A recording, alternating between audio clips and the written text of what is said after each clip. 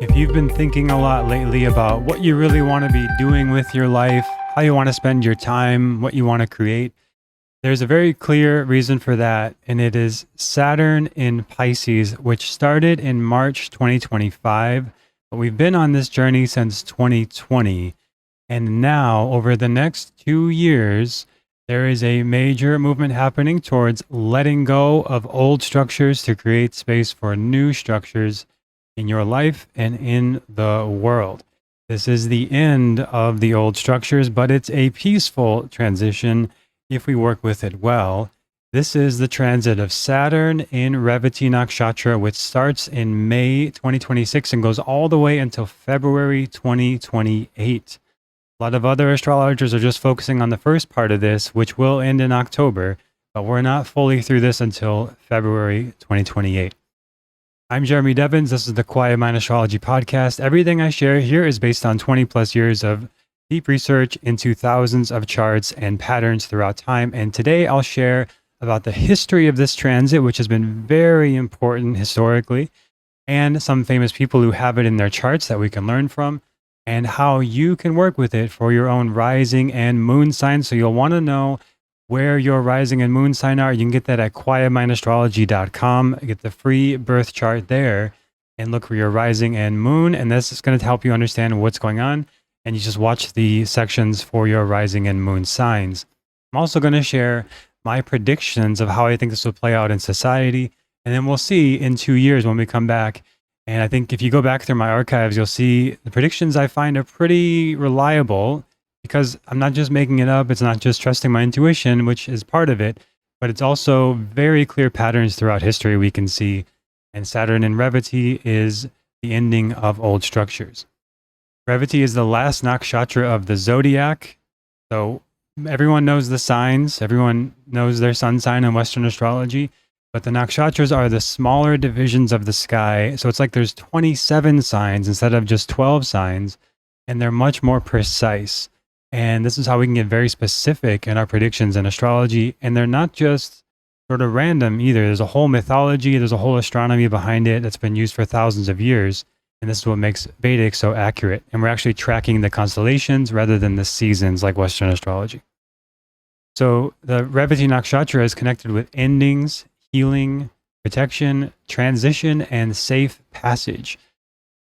This is not just about loss, but this also shows where your life is guiding you towards something more honest and sustainable for the long term, which Saturn is about, sustainable long-term movement. And as I'm recording this in May 2026, you can go back through the May horoscope. That is the major theme of May. What is sustainable in your life? Saturn is conjunct Neptune throughout this cycle, which can dissolve old identities, systems, dreams, and illusions that no longer have a real foundation in your life.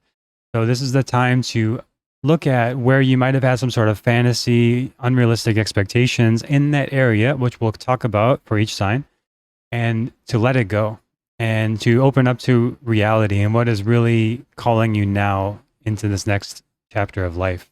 At its best, this transit will help you have more spiritual vision, more creativity. You can really do a lot of deep healing work at this time, more compassion for yourself and others, and just feeling more grounded and more practical and useful in your life, because you are assessing what needs restructuring and doing the restructuring. But it is a big restructuring on a global level, which we've seen historically, and we'll talk about in a moment here. And when we look through the history, we see that Saturn was last in Revati between 1997 to 98, 1967 to 68, and 1938 to 39. So anybody born in those years, roughly, not all a year, but roughly there, that you are having a Saturn return in Revati. So very much influencing you especially. So what happened during those times and what can we learn from it? And we'll talk about that in the predictions and how it shaped the predictions I have for this cycle. But a lot of very important things like the .com rise in the late 90s, which led to the huge explosion of everything going online by the end of that cycle, really in the early 2000s. And we are now in the AI level of this. And back in the late 60s, that was actually the very early precursor to the internet, which led to then the evolution of that in the 90s to the World Wide Web being everywhere, to now in this time in the 2020s, AI being everywhere and that revolutionizing industries. All the way back to the late 30s and World War II and a restructuring of global issues and world issues, and the late 60s, a restructuring of civil rights and things like this. So we'll see how that plays out in upcoming predictions for this cycle. Some famous people you might recognize who also have Saturn and Revati. So they're going through a Saturn return and they have this energy strong in them that we can kind of learn from. You might recognize some of these or relate to some of these people. I'm not going to read them all. I think Jennifer Aniston's the most famous one on there. Maybe Nicole Kidman, Will Ferrell. So some people you can learn from who have this placement. Near the end of Pisces, and this is going to come in like late 27, early 28. That's when Saturn's in the Gandanta part of the transit. Talked about this a lot. Whenever Gandanta happens, it's a karmic knot being untied. A very big breakthrough kind of energy can happen. And I think we saw that historically with the 60s and the civil rights movement, in the 90s with the dot-com bubble, now in this time with the AI bubble. But this can make a huge revolution in job markets, financial issues. We'll talk about that in a moment. But on a personal level, it untangles what's been stuck in the past. And here are 7 predictions I have through this cycle from May 26 to February 28. So number 1, we'll see restructuring of things to do with oceans, travel, migrations, and borders. And we're already seeing some of that, but on a bigger level, we'll see this. Number 2 is dissolving trust in institutions, media, and leadership, which again, we've already seen since 2020, especially, but on a higher level where it's now an AI issue of like, people are not sure what's real and what's AI. So this will become a major movement towards in-person relationships and really finding sort of your trusted people in the world that maybe have been around for a long time. So they have more authority and trust, and you can kind of rely on those relationships, friendships, people you follow online, things like this, that are more real. Number 3, one-click everything, right? So Amazon perfected this checkout system of you just press one click and then within a few hours or a day, you have pretty much anything you want in the world delivered to your doorstep. In the Western world, they perfected this. So it's super, super convenient. And it's like beyond even what the greatest rulers or kings or queens could have had 100, 200, 1,000 years ago. It's incredible. But that's going to move into everything. And it's starting to happen already, but we'll see a lot of progress on this. So in like tools like Claude Code and Codex and these AI tools, which are like assistants where you can just ask like, make me a website for my business. And that's one click. And then you have a completely functional website and everything on it. And you didn't have to set it all up. Or these new sort of machine designed homes. So it's basically just like give it the blueprint and press enter. And now it builds an entire home. Like this is starting to happen, but this is going to evolve very fast. Or anything you can think of, basically, just you give it the prompt and now the AI tool or the technology delivers that thing instantly. And all manufacturing is going to move towards this. Every sort of system is going to move towards this. And it will displace a lot of jobs, but it will create new jobs. And this has happened all throughout history. And this is considered like the 4th revolution of society in the Western world, where now eventually work will become more optional.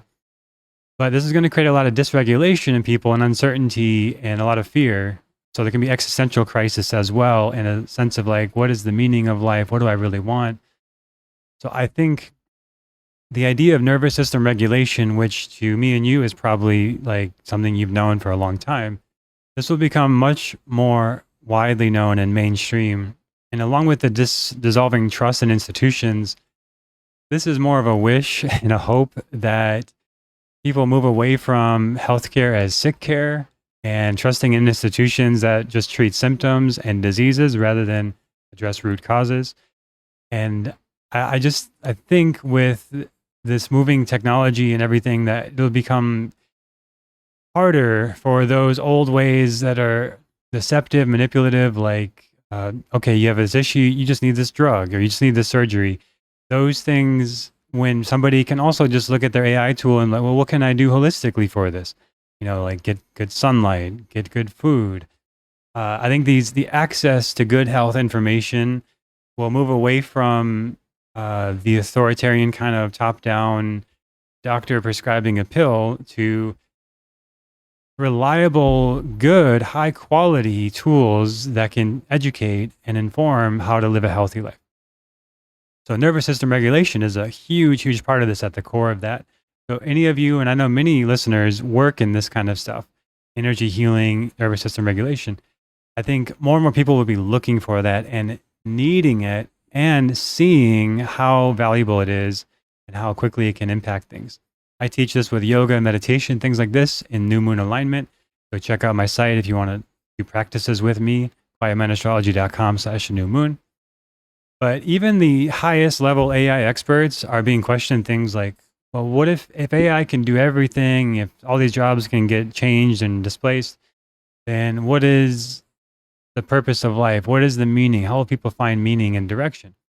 And they don't know. They say, that's a good question. And it is a good question. And we have the answer in our birth charts. And that's the question Vedic astrology has been answering for thousands of years. Like, what am I here to do? And what is my purpose and direction in life? And it's in your birth chart. It's super clear with like your Atmakarika, your dasha you're going through. There's so many layers to it. I won't say everything, but it's all in the chart. So if you are looking for meaning, direction, clarity, get a reading. We'll look at your chart. We'll figure it out. We'll see. It's very clear. The patterns are very clear. But also self-direction is very, very important. So for me personally, as I've developed my path over many years of this, where I do have freedom in my schedule and I create my work, but that is also a lot of responsibility. And anyone who is like gone from working in the office to working from home, that you have a little more freedom and leeway, and that can allow you to drift into distractions and losing direction. But it becomes even more important when you want to create something from your soul and your heart and share it with the world, that you're very connected to that. So it can help you know like what to do next, how to manage your time, how to direct your energy. Things like the book Atomic Habits has become a hugely popular book in the last few years because I think these kind of issues, and it's a very good book also, but these kind of questions of like, how do you develop and build your life are very important right now. Number 6, financial systems are dissolving and merging, leading towards Saturn and Taurus in about 6-7 years, where we'll see the end of a currency. This happens every time Saturn's in Taurus, historically, a merger of currencies into, I think, some sort of global digital currency is what's going to happen. Regardless of how you feel about that, we're marching towards that path. It's going to happen. Probably is not going to be Bitcoin. It probably is going to be some sort of currency regulated by governments like the UN or something like that. But all that to say, some sort of innovative, disruptive financial system is going to emerge more and more over the next few years. So investing in things like land, real estate, property, long-term investments, things that have been proven for the long term are probably safer. All these speculative sort of cryptocurrencies that have popped up over the last several years are probably going to be secondary to whatever this main system is that evolves, which I think will come through some sort of replacing of the US dollar as the backing currency of the world, which is already underway in a lot of places. Number 7, simplifying life to counter chronic overwork and overstimulation. And we see this already with the younger generations, like not even using Instagram or things like that. Not everybody. I think on the whole, it's like most westernized teens are probably on these things, but preferring more in-person connection, more in-person relationships are going to be even more and more important. In-person retreats, in-person connection, and reliable connections who actually add value to your life. There is so much hype and noise online now in all fields, and it's going to become more and more important to kind of weed through all of that find what is reliable and useful. And there's going to be more and more like micro niches. So like you might be more interested in learning from somebody who has like your exact interest rather than somebody who is like just broadly speaking. Like everyone who listens to this podcast is probably interested in not just astrology, but Vedic astrology. And not just that, but also like personal growth work and psychology and spirituality and inner growth. So, there's a lot of layers. Also yoga, meditative practices, right? So what I teach, what I share here is actually a pretty small niche of society. And I think for yourself as well, it's going to be more and more helpful to find those people who are like very resonant with the very specific things you're into and simplifying your life of like, if you want to be working online, sharing your gifts, it's going to be easier and easier to do that. It's already very easy to do that more than ever. If you want to be living in a new place, there's more and more options for remote work. That you could be living somewhere you really love. Like if you don't love the city, there's opportunities more than ever that you could live in the country and do your work online.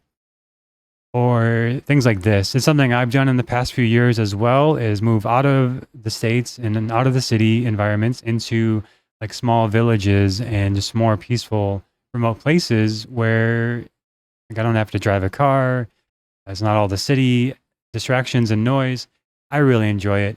There's also challenges and a lot of trade-offs. Like the US is extremely convenient, but if you're okay without those things, then I think you can create a life more and more of doing what you really want. So self-direction is going to become more important, and the real path to prosperity and wealth through all of these things is going to reveal itself much more in Saturn and Taurus in about 6-7 years. That's a little far, actually, more like 4 or 5 years. So this is kind of moving in that direction. But right now, it is a disillusion of like the structures that aren't working, the patterns you want to break. It's becoming more and more clear, and it's going to reach a sort of climax when the Gandanta happens in early 2028. So prepare for it now and start setting things up to move in this direction now. Now, I'm going to move into all the rising and moon signs. So jump ahead to your rising, your moon sign, and check for your friends as well, your spouse, your kids, where their rising and moon sign is, to see what's going on for them over the next roughly 2 years. Aries rising or moon, you may have been feeling more private, tired, reflective, or spiritually sensitive since March of last year, about a year now. Revati can make it harder to keep running from your inner life. And at its best, this transit helps you release what has been quietly weighing you down so you can have more space internally. Saturn is conjunct Neptune throughout this time, so this can dissolve hidden fears and escapist habits and tendencies. Like if you've gotten into any sort of behaviors or habits that are not really serving you, they're kind of numbing or distracting. Any emotional fog that's been there, that can make it hard to kind of rest and really trust yourself. This is lifting away over this 2 years. It's going to be hard to maintain those old destructive habits and escapist habits. You're going to want to let them go. At the same time, a stronger inner life is emerging through more solitude, prayer, healing, therapy, creative expression, and spiritual practice. This could be a very good time for time in retreats or remote places. Saturn's aspect to your second house can bring pressure around your money, your values, and your self-worth, but it can also help you build more stable priorities. Aspect to your sixth house can expose stress, overwork, or unhealthy routines that need attention right now, and health issues. And also helps you create better systems for your body and your daily life. Very, very good time for some sort of daily practice, like morning yoga, morning walks, going to the gym every day at noon, these kind of things. This aspect to your ninth house can challenge your old beliefs and spiritual assumptions. It can also help you develop faith that is more lived rather than theoretical or just in your mind. But you're deepening your faith, your spiritual path on a big level here. Also very good for spiritual travel. Practices like meditation, time in solitude, journaling, therapy, and time near water can help you process this transition without rushing yourself, which you may tend to want to do. But you actually are going to have a lot of lessons through this and all the way for the next 5 years about where you need to slow down and what is sustainable in your life. You're going to want to go fast, like always, but you may need to find a way to balance it out. For Taurus rising and moon, you may have been rethinking your friendships, your community, your income goals, and your future direction since March of 2025. Revati now can make it harder to stay attached to groups or goals that no longer feel alive. At its best, this transit will guide you towards people and dreams that really nourish you, and you can build sustainable income and success and achievement throughout this time. Saturn is conjunct Neptune through this transit, so it can dissolve your illusions around focusing on popularity, vanity, trying to belong, social approval. Things like social media are going to lose their appeal, and what you thought success would feel like is not the big driver anymore. It's like what you really want to build is becoming more clear. At the same time, more meaningful friendships and mature networks and spiritually aligned goals slowly begin to form at this time, where you build lasting friendships, like people you can really trust. Maybe not many, maybe just one, really, but it's building something that's much more sustainable. And in how you manage and measure your success as well, you can build wealth and invest in things that last a very long time. It's very nice. Saturn's aspect to your first house can make you more aware of who you're becoming, and it can help you protect how you carry yourself and help you carry yourself with more clarity and self-respect. So you're becoming more of a mature person in many ways, becoming more grounded, which you already have on a level, but this is like a new level. The aspect to your fifth house can sober up romance and illusions around romance and dating. This can help you build creative projects for the long term, like if you wanted to write a book or start a long form podcast, things that take a commitment and long term be very good. Relationships that take commitment and long term sustainability be very good at this time. And a lot of spiritual growth through that as well. Also clarifying what brings you pleasure and joy. If you have kids, there's a lot of practical responsibilities here and illusions falling away about what it means to have kids. If you don't have kids, similar, but just without the kids. It can also help you create more of a honest and lasting energy, create from a more honest and lasting place in your life.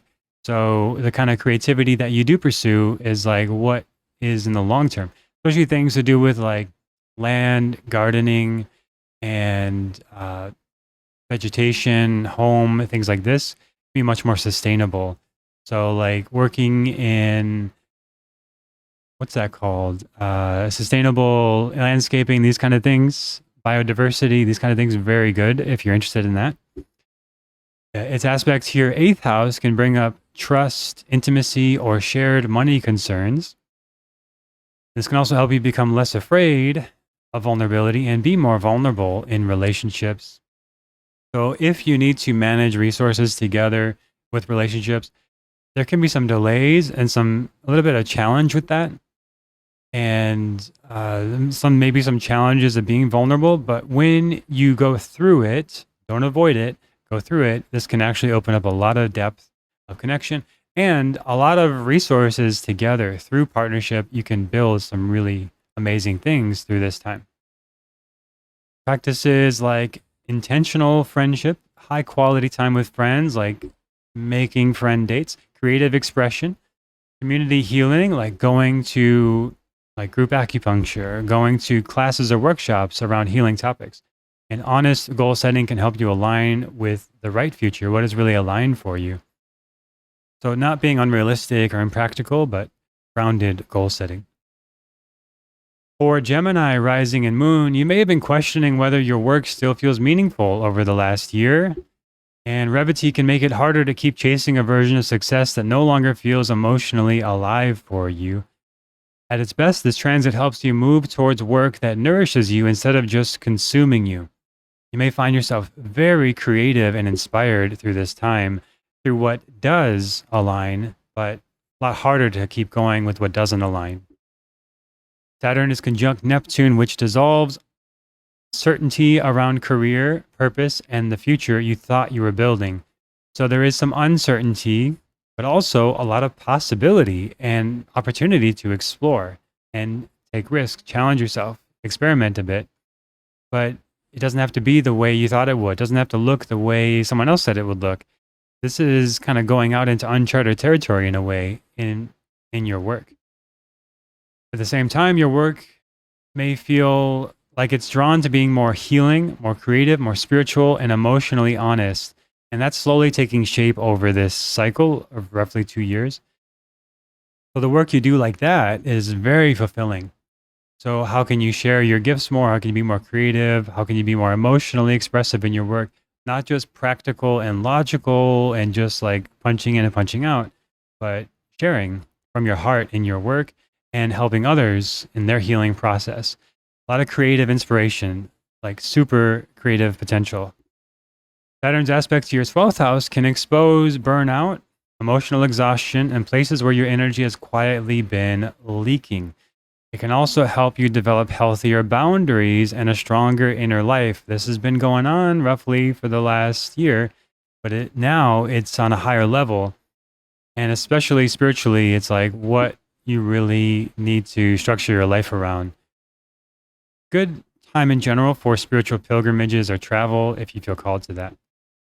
There's an aspect to your 4th house, restructuring your home life, family dynamics, and your need for emotional stability underneath everything else, and creating what is really sustainable in your home. And this restructuring, that's actually a super inspiring thing here in the home. Like, how do you work best? Like, you want to improve your office in your home environment. You want to have more of a sense of grounding and stability in the home. All very good for that. The aspect to your 7th house reveals where relationships actually support the person who you're becoming long-term, and strong partnerships often deepen while draining dynamics become harder to maintain. So there's a sort of cleansing with this of like what is really sustainable, nurturing, and supportive will stay. What is not will fall away. Practices like simplifying your schedule, protecting your quiet time, therapy, meditation, and spending more time near water can help you stay grounded during this transition. For Cancer, rising and moon sign, you may have been questioning your beliefs, your teachers, your life direction, your sense of meaning over the last year. Revati can make it harder to keep following a path that no longer feels true. This transit at its best is going to help you find wisdom through lived experience rather than borrowed certainty. There's a much more strong sense of inner authority, inner guidance, and truth that's developing here, and a sort of falling away of what is not true anymore. Saturn is conjunct Neptune, which can dissolve illusions you may have had around your faith, your ideas of the future, your spiritual teachers, or the story you thought your life was following. It's now creating space for kind of a reevaluation. It's almost like anything is possible now. And like, what do you really want to follow? And what teachers do resonate now? It can be a bit uncertain and like you're kind of floating a bit in your belief system and like what you really value, who you're really trusting and following, like where you want to be and your path. But it's creating more space. It's becoming more clear over time. You're creating a lot more space to pursue what is emotionally resonant now. At the same time, a more compassionate, spiritually grounded, and emotionally mature direction is emerging through this time. Saturn's aspect to your 11th house can clarify the friendships in your life. Who are your people? The communities in your life, who you want to be around, and that you're drawn to a lot of spiritual community. Your long-term goals becoming more clear over time. It's a little unstable, a little destabilizing, but it will become more clear because it's kind of weeding things out to create what is now, at this moment in life, what is the direction. It can also show which dreams are worth your devotion, which ones you got to let go. Saturn's aspect to your 3rd house can reshape your mindset, your voice, what you're learning, and your communication, your ways of speaking, and especially through challenging emotional dynamics that address the structure of your life, like relationships, career, things like that. This can also help you speak from deeper conviction. The aspect to your 6th house can bring reality checks around your work, your health, and your daily responsibilities. can also help you create routines that support your purpose. So you may feel much more drawn to like a daily meditation practice and sustainable health habits, reevaluating your health, and much more spiritually driven to what you do in your daily life. Practices like meditation, spiritual study, long walks, breath work, and time away from noise can help reconnect you with your inner guidance. Very nourishing time for you spiritually. For Leo rising and moon, you may have been facing deeper questions around trust, control, intimacy, grief, and shared resources since March 2025. Revati now can make it harder to carry emotional patterns that keep you guarded. Time to let the armor down. At its best, this helps you loosen up what is having its grip on your heart. So loosening the knots around the heart, as they say in the Upanishads. When you do that, you become immortal. Like you become detached from all the ego, the pride, the controlling stuff. You become much more free through this transit. It's not so much about doing more. It's actually more about like letting go more, loosening the grip around your heart. Easier said than done, but it's vulnerable in a good way, opening kind of energy. Saturn is conjunct Neptune here, which can dissolve illusions around emotional safety, dependency, secrecy, and how much control you really have, which the secret is not so much. Nobody has that much control. But you may have felt more in control or wanting to control things your way a bit over this previously, but over the last year, it's started to dissolve, and it's really dissolving over the next 2 years with this. But it's creating more space for coming back to what you can control, what is sustainable, and it's very transformative on your personal growth path because you see things more clearly now, and the dependencies need to adjust. The secrecy may have served you in the past, but it actually is going to allow you for more vulnerability, more connection, more intimacy when you drop it. At the same time, you may become less afraid of difficult truths and more capable of honest vulnerability. Very nice. Sounds a lot better. Saturn's aspect to your 10th house can bring pressure around career and reputation, can also help your public life become more emotionally authentic, especially those of you with like personal brands or you are sharing, like writing blogs online, sharing in social media. There's a sort of ease, like a loosening up here, like a dropping your shoulders, like just being yourself in the public eye, not as a performance, not to prove something, but just to be yourself, like just to connect more. The aspect to your second house can restructure your money, your values, and your self-worth. It can also help you stop measuring security through fear, like being driven by fear. And now it's more of a movement towards love. The opposite of fear is love.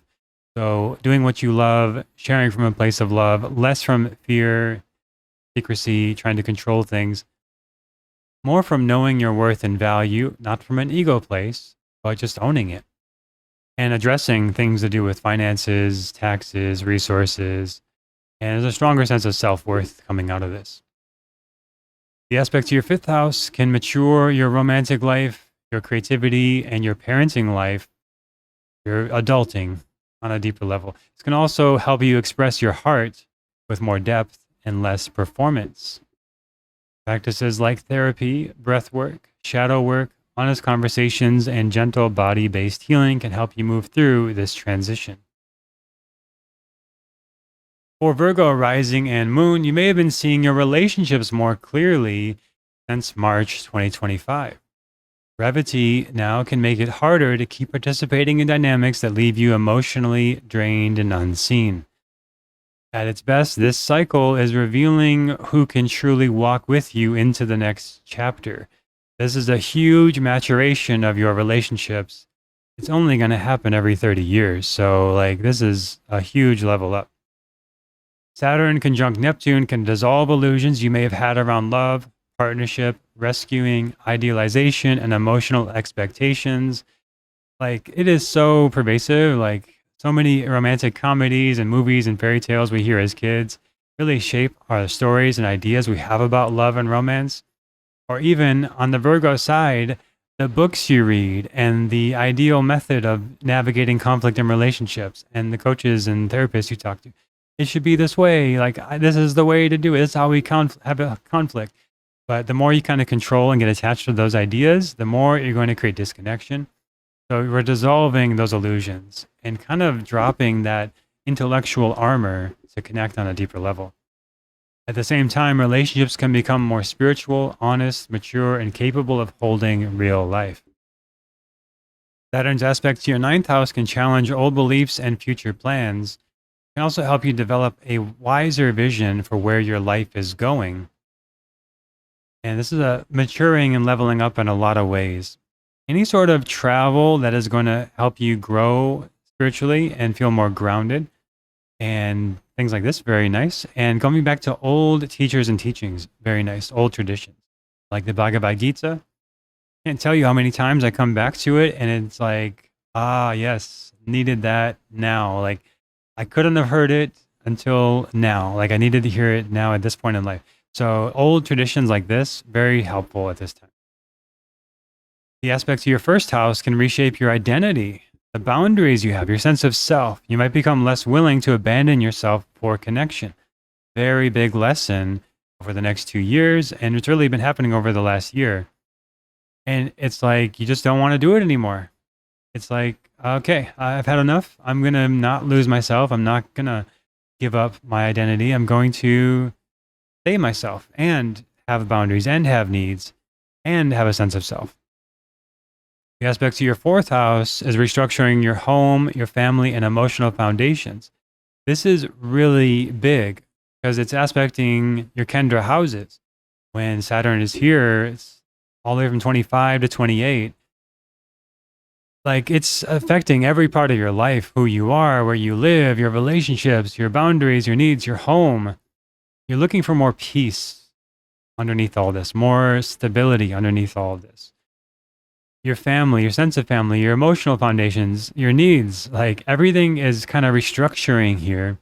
This can help you create more space and more peace internally in the foundation of your life. So it's like when you have a restructuring, like you're restructuring the foundation of a house, things can be a little messy and it's like under construction. It's like things can be a little chaotic as you are cleaning things up. But it is so nice on the other side of this that you will have a home you want to live in, a self you want to be in, a relationship you want to be in. It's very nice. Practices like relationship journaling, therapy, yoga, honest communication, and quiet time near water can help you stay emotionally clear. Probably more calm water can be helpful, like a lake or river versus a intense ocean. But time near water, time in baths, time in showers can be very nice to kind of cleanse and clear the mind. For Libra rising and moon, you may have been feeling the weight of your routines, health, work, and responsibilities since March 2025. Revati can make it harder to keep living from stress, obligation, or quiet burnout. At its best, this is guiding you towards rhythms that actually restore you sustainably. Saturn conjunct Neptune can dissolve illusions around productivity, sacrifice, perfectionism, and being useful to everyone. This need to it's almost a sense of proving yourself or trying to be what is needed in the environment and situation. And more now coming back to who you need to be for yourself, what you really want in your life. At the same time, there's more healing, more intentional and compassionate energy that can be part of your routines, like getting up at a time that feels good for you, not because you have to go to work, but like, when do you want to kind of structure your life and routine as much as you can? Being intentional about it, being compassionate for yourself, not comparing or judging yourself, not trying to do it all for somebody else. This is slowly taking shape over the next 2 years. Saturn's aspect to your 8th house can bring up trust issues, vulnerability, and shared responsibilities. Things to do with partnership, assets, family assets, what you're sharing with others. This can also help you become more honest about what really drains you and what you really need. So self-care, Self-compassion, very good. And a safe place to be vulnerable, safe environments to build trust, and safe ways to share responsibilities in sustainable ways is very nice now. A lot of personal growth here, slow and steady. The aspect to your 12th house can expose hidden exhaustion or emotional avoidance. It can also strengthen your spiritual life and the need for rest, taking naps, going on retreats if you can, and time in meditation. Very good time for regular daily meditation practice in a way that feels good and balanced in your life. You're finding a balance between self and other, managing your peace, managing others. This is the time to lean more towards yourself, your peace, what you need. Aspect to your 3rd house can reshape your mindset, your communication, and your daily thoughts. So you may have a lot of insights, like a more mature way of thinking, like kind of a realization of like, okay, this is how I want it to be. This is how I feel. This is what I think about it. Can also help you speak with more clarity and less people pleasing. Practices like walking in nature, like being disciplined about your sleep and your daily routines, your yoga practice, having breathwork practices, and simplifying your schedule can help your body feel safe during this transition. For Scorpio rising and moon, you may have been rethinking about what really brings you joy, what feels like fulfilling romantically, creatively, and just general fulfillment and happiness over the last year. Revati now is making it harder to keep chasing passion that does not nourish your heart. Chasing something that you're just supposed to do or should do, or this old idea you had. And at its best, this is guiding you towards more creative expression, more loving expression, and into a life with deeper meaning. So some of you are having children at this time. This is very good for children. Everything to do with kids, like having kids, time with your kids, more structure with your kids, more quality time. And if it's not kids, then it's your creative output. More quality time on your creative projects, more structure around your creative projects. All of this is about connecting to your heart, nourishing your heart, and having a deeper sense of meaning in your life. Saturn conjunct Neptune is dissolving illusions you may have had about romance, the need for validation, fantasy in general, talent and skill, like what you need, like who you're supposed to be, trying to prove yourself, and the need to be chosen by others, by employers, by partners, even by kids. But it's finding a deeper sense of self, choosing yourself. And luck is more important than talent, but talent is like 90% of it, but luck is like 90% of it. I don't know. It's like they're both very, very important, but developing the talents that you want to develop, like skills you want to learn, the research you want to do, the things you want to go into, very good at this time, developing those talents.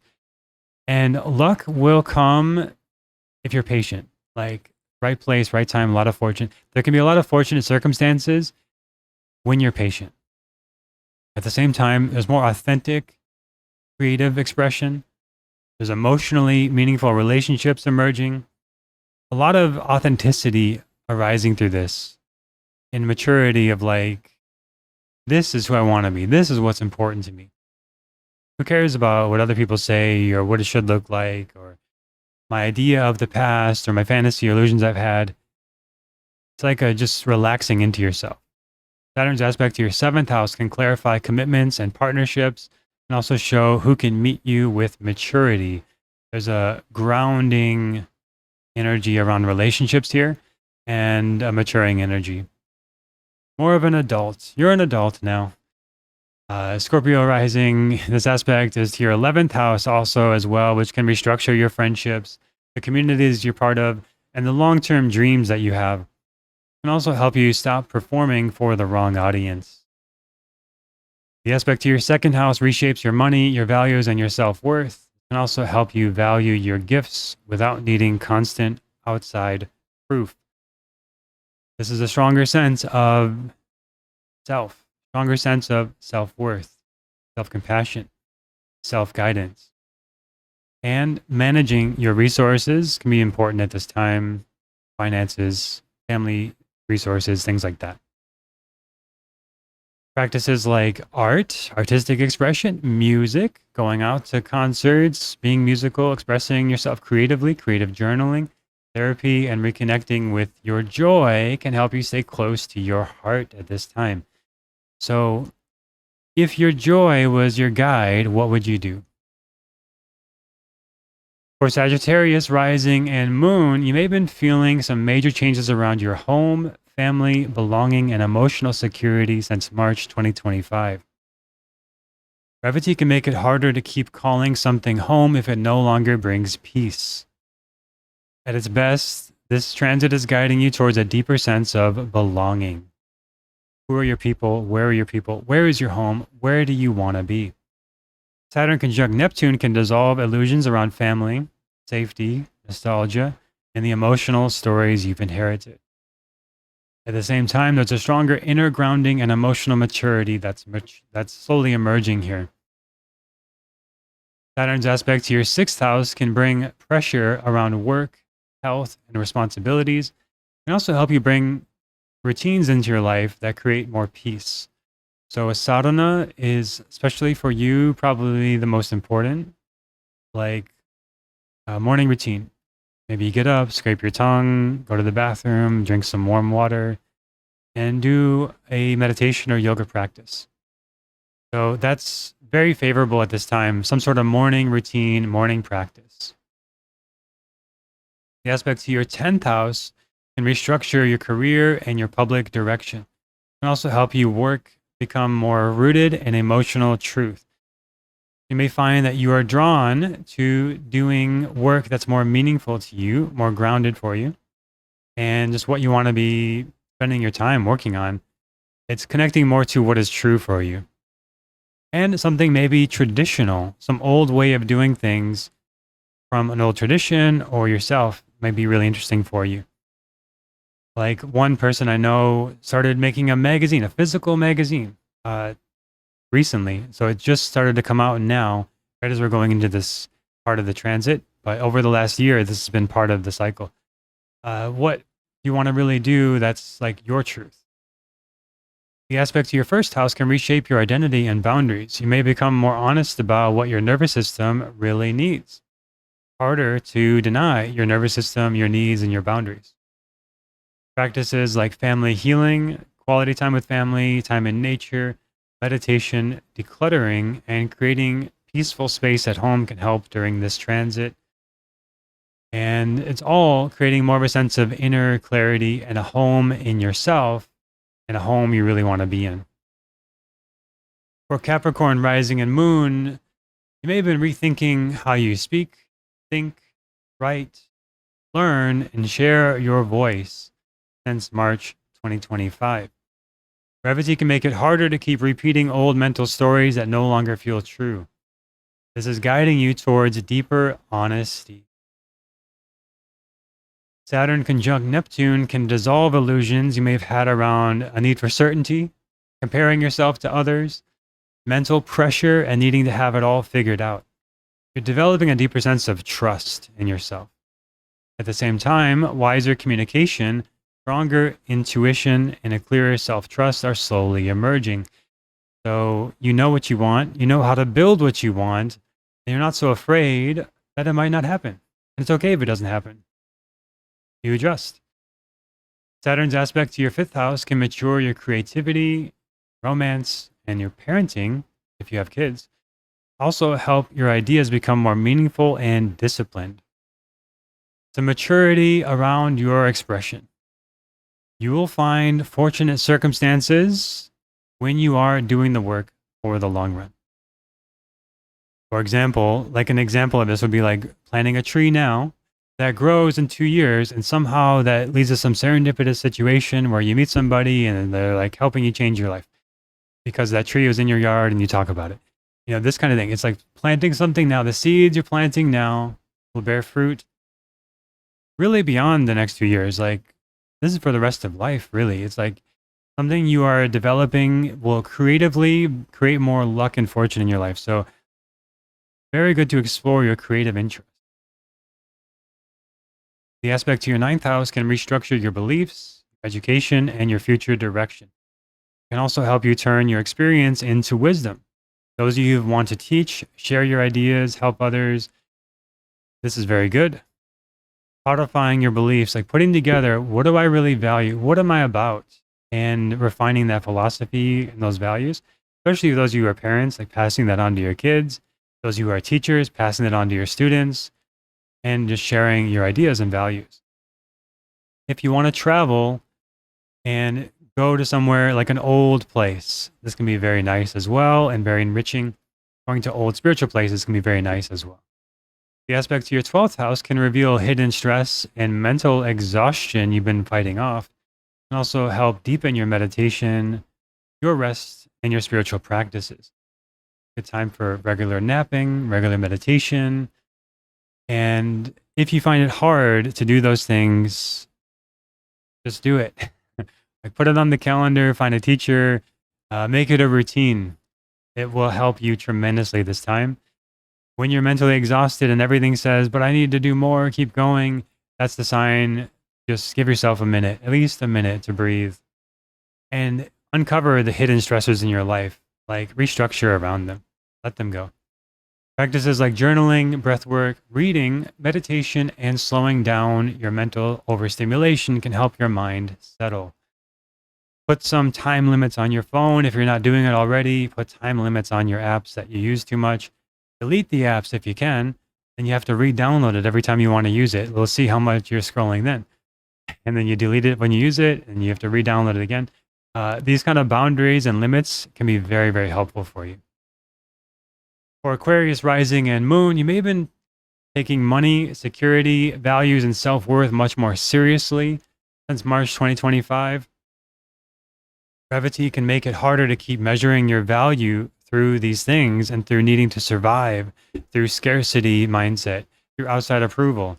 This is guiding you towards what actually matters, like the internal resourcing and resources and the monetary resources and the material stuff, balancing the budget, handling all this stuff. Very important, but it's becoming more clear what really matters now. Saturn is conjunct Neptune, which is dissolving your illusions you've had around money, family loyalty, status, security, external validation. It doesn't matter what other people think anymore so much.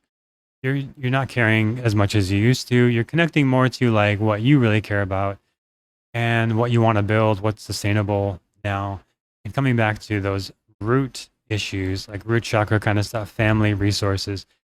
This is ultimately building a sustainable mindset. Not a scarcity fear mindset, not even necessarily an abundance mindset, which can sometimes be delusional, but a sustainable mindset. Like this feels good, like trustworthy, sustainable, reliable. That's what you're developing. At the same time, there's a lot more grounded confidence, financial maturity, and emotional steadiness emerging. Saturn's aspects to your 4th house can restructure your home life, your family life, your emotional foundations. Can also help you create a more stable inner base. Very nice. Aspect to your 8th house can bring up trust, intimacy, debt, and shared resources. Can also help you become more honest about dependency and support needs in your life. There can be a little bit of destabilization in shared resources here, a little bit uncomfortability with being vulnerable and intimate with others, but this is pointing you back towards self-care, inner vulnerability, inner trust, and the resources that you really need. Makes it easier to have better shared resources and better intimacy with others. The aspect to your 11th house can clarify who your people are, who your friendships are, what goals you want to focus on, what friendships are sustainable for the long term, and how to build sustainable wealth.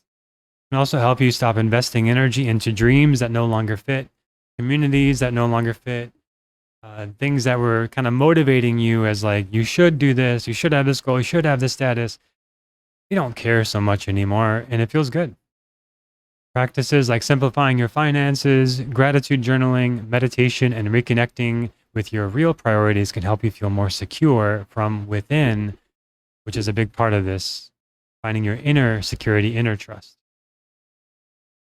For Pisces rising and moon, you may have been becoming more serious, clear, and realistic about who you are yourself since March 2025, which is a good question. Who are you? You'll never be able to answer it, but you're a spiritual being, have a human experience. You are a mother, a friend, a spouse, employee. Who you are, it's not a definable absolute thing as a Pisces rising or moon, but it's evolving and it's becoming more mature, less attached to what other people think. Revati can make it harder to keep living through an identity that no longer feels true. At its best, this is guiding you to be more honest with yourself and be a more honest version of yourself. For now, it's going to change again eventually, but who you are today, this year, this month, this week, allowing that to be dynamic as well, but it's all becoming more mature. And it's like you can play these roles, you can have fun with it. Saturn conjunct Neptune is dissolving illusions you had about identity, purpose, image, body image, who you thought you needed to be, what other people expect or need from you. Who cares? You care. That's what matters. You care, and you come back to what you care about. At the same time, now there's a more grounded, spiritually mature, and self-respecting version of you emerging, slowly and steady over these 2 years. Saturn's aspect to your third house can reshape your communication, your mindset, and your learning, and also help your voice become clearer and more disciplined. You're becoming more confident in how you speak, more considerate how you speak. Like if you tend to say a lot, you're going to notice it. Like, why do I do that? And stop doing it. And you're going to want to learn from things that like develop long-term skills. Like maybe you get interested in like reading some old books, learning some old traditions, like learning about Ayurveda or astrology, things that take a long time, old traditions that very interesting. Coming back to the core, the root, the old way of doing things, a more grounded mindset, a growth mindset. You may find yourself wanting to read more, wanting to learn more, and wanting to do things that take a little more time and patience. Like you can enjoy meditation more. You enjoy being patient a little bit more. Its aspect to your seventh house can clarify relationships and commitments, and also reveal who supports your growth instead of your old patterns. This is a maturing of relationships. Like if you've been in some conflict, power struggle, dynamic in your intimate relationships, family relationships, work relationships, partnerships, take a higher perspective, a more mature perspective. You kind of zoom out. And you're like, actually, this doesn't really matter. Actually, this is who I want to be. That's not who I want to be. The aspect to your 10th house can restructure your career and public identity, and also help your work reflect who you are becoming now. So this is very important for work. This is for you. This transit is probably you're one of the most important people going through this transit. Like it's affecting you more than most people because it affects your Kendra houses, your sense of self, your relationships, your work, all up for reevaluation, dispelling illusions, restructuring, and clarifying what you really identify with, what you don't identify with. So you can step into a new career, restructure your work, restructure your schedule, do work that's more fulfilling, less drawn and motivated by your ideal or a fantasy or illusions of what you're supposed to do. Practices like meditation, especially solitude, very nice, dream journaling, yoga, and time near water can help you stay connected to yourself during this transition. All very supportive through this. If you want more personalized guidance, schedule a reading at quietmindastrology.com. Thank you for listening and enjoy this transit over the next 2 years.